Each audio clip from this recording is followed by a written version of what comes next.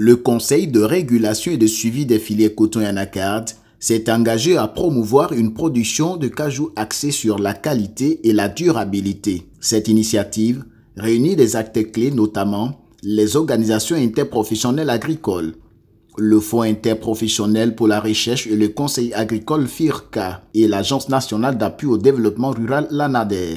Pour atteindre cet objectif, une tournée de sensibilisation a été lancée pour informer les producteurs d'anacarde sur l'amélioration et la préservation de la qualité des noix brunes de cajou. Cette campagne se déroulera dans les zones de production des 12 délégations régionales du 3 au 8 février 2025. La première étape a eu lieu à Madinani, dans le département d'Odiéné au nord de la Côte d'Ivoire, ce mardi 4 février 2025. La directrice de la production au Conseil du coton et de l'anacarde, Dr Niré Mariam Ouattara, a souligné que l'objectif n'est plus la quantité, mais bien la qualité. Aujourd'hui, nous avons un KOE moyen qui varie entre 47 et 48, mais nous voulons aller plus loin.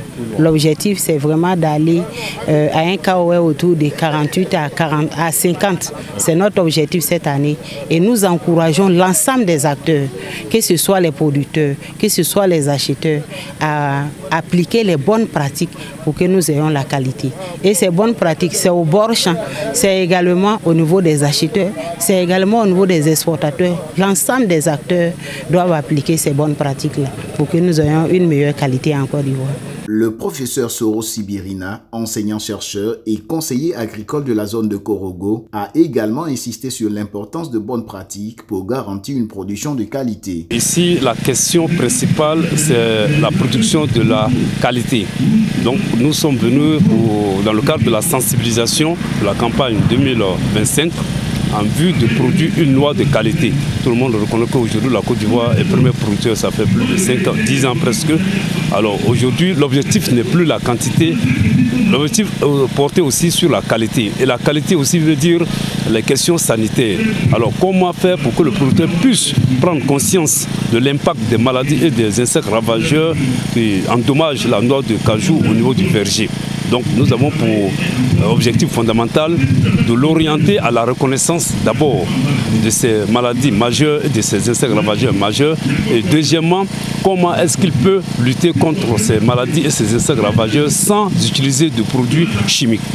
Les producteurs accueillent avec intérêt et satisfaction cette campagne de sensibilisation sur l'amélioration et la préservation de la qualité des noix brunes de cajou.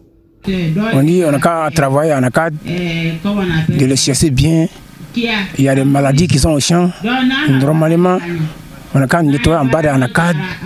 Les maladies qui sont au champ là, si on les voit, on a qu'à appeler les gens de l'ANADER, ils vont nous aider au champ. Maintenant, pour l'anacade, cette année, on dit l'anacade, il y a eu beaucoup de prix. Mais si tu n'as pas arrangé ton champ, normalement, tu ne peux rien gagner.